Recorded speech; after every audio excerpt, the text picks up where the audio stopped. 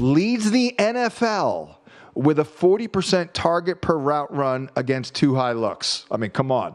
That's a 60% boost to his target volume. And since the start of last year, he averages 23% more fantasy points per route run against too high looks. It's money time, basically. It's time to bring it and pop out 10 props here. These are pretty early. I'm actually in on several of these as of yesterday over at fantasypoints.com. I'm going to start posting a little earlier, and I do have better numbers in a lot of cases than these right here, but you know, that is a challenge when we're dealing with a fluid situation, like, you know, so I guess most people are like, all right, well, close enough kind of a thing, but you know, we've got to draw the line somewhere, and that's how we determine whether or not we win or lose. But, you know, some of these numbers will be shifting as we move forward, most of them going up as they have already today, which is certainly a good sign. Well, let's start. We have our favorite prop at the very, very end of the program, but let's start with, the second favorite one. That would be Deebo Samuel. There it is. You saw the graphic. So we'll just go through and offer up some data points on all of these. And, you know, as I stated last week, these are good picks. Whether or not they hit or not, that's, you know, a little bit out of our hand. But this is very simple. You don't want to start Deebo against man, if at all possible. I mean, he could do it against anyone, but Deebo Samuel's yards per route run grows from 2.2 to 2.7 against zone. So Bucs are zone heavy. They have allowed the third most schedule adjusted fantasy points per game to opposing outside receivers. I mean, they're terrible. So he's going to get it done. Next up on the list here, Rhamondre, 52.5.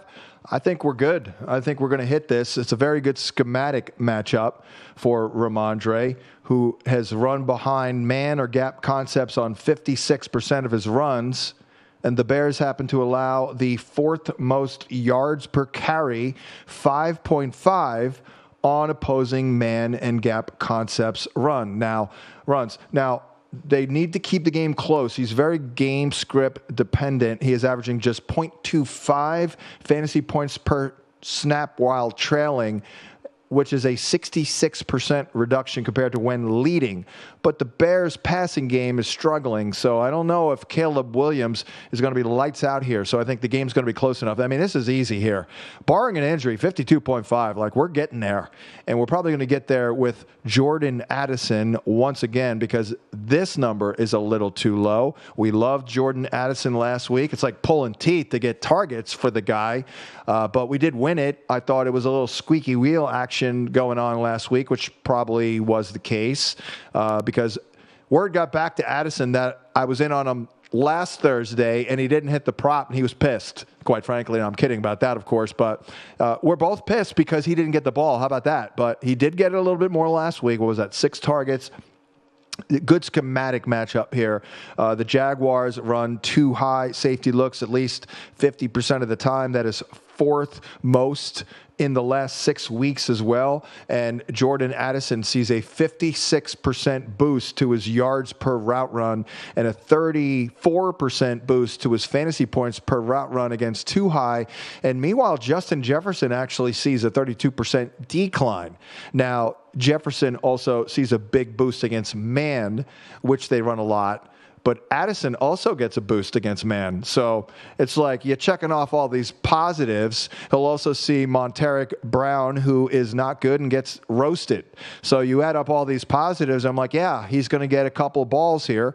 One of them will probably be for 20-plus yards, and I think he'll hit this over 38.5. Next up, it's Najee Harris for the Pittsburgh Steelers, over 65.4 rushing yards, and I love Najee. I love what we're getting out of him these days. The running game is absolutely positively improving, and it's a very good matchup overall for him. I actually failed to give myself the actual data point here. But it is a good schematic matchup here for Najee Harris. Probably due to here it is.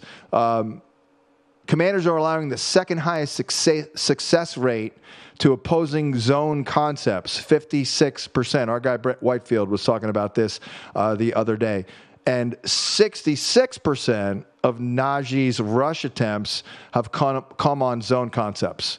So how is Najee crushing it right now? I mean, the data looks amazing. It's all the outside zone, and that's where DC is vulnerable. So love that one as well.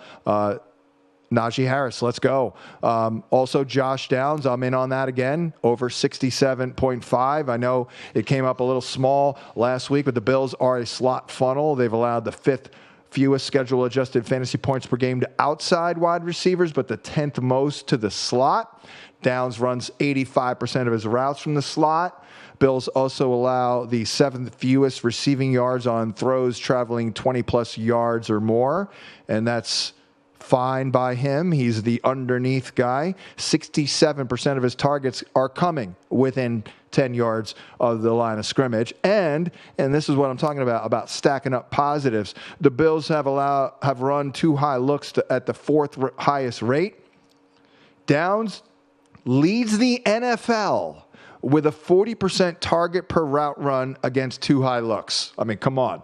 That's a 60% boost to his target volume. And since the start of last year, he averages 23% more fantasy points per route run against too high looks. Love Josh Downs. Also love Khalil Shakir, who will, I believe, go over 55.5 receiving yards. Once again, this is a man zone deal.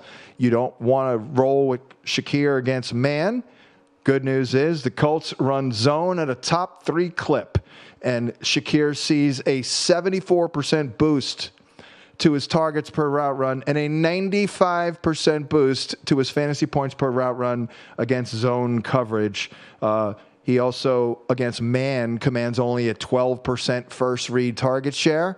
Against zone, he has a 32% first read target share, which is top 12 in the NFL. And his 3 yards per route run against zone ranks 7th best in football. So we're going over 56 yards. And then, hey, Cade Otton. He's still not rotten, 56.5. I mean, I don't know what the hell we're doing here with this one. That's kind of like their only weakness, basically. The 49ers are giving up the 6th fewest schedule-adjusted fantasy points per game to outside receivers and the 13th fewest to the slot, which I think makes them a little bit of a tight end funnel. They also have given up the league's lowest pressure rate at 22%. Thank you very much, Tristan Wirfs. And that's huge against the 49ers because, as we've noted, and our guy Brett Whitefield started this a number of years ago, if you can protect against the Niners, you can throw on them, period. And the Bucs have one of the best pass pro lines right now in football. And by the way, Baker is absolutely dealing.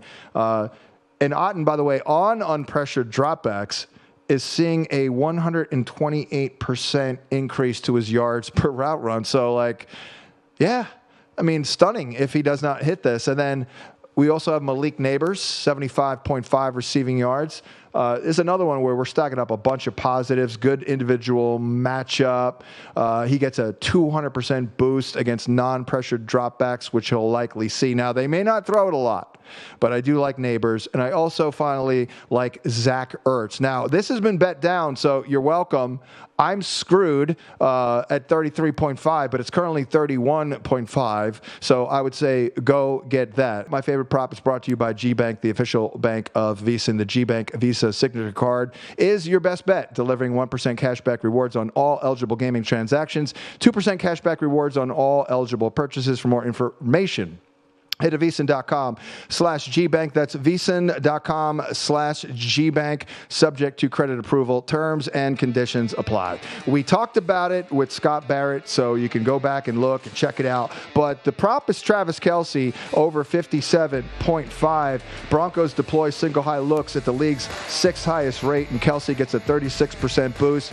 D-Hop going to be on Surtain, so Kelce will win. You're welcome. We'll talk to you next week on Prop Points. Thanks for watching, but don't let the betting insights end here. If you want an extra edge this football season, you can get a month of VSiN Pro right now absolutely free. That means access to our betting insights, analysis, and tools like our betting splits at zero cost to you. Click the link in the description to sign up.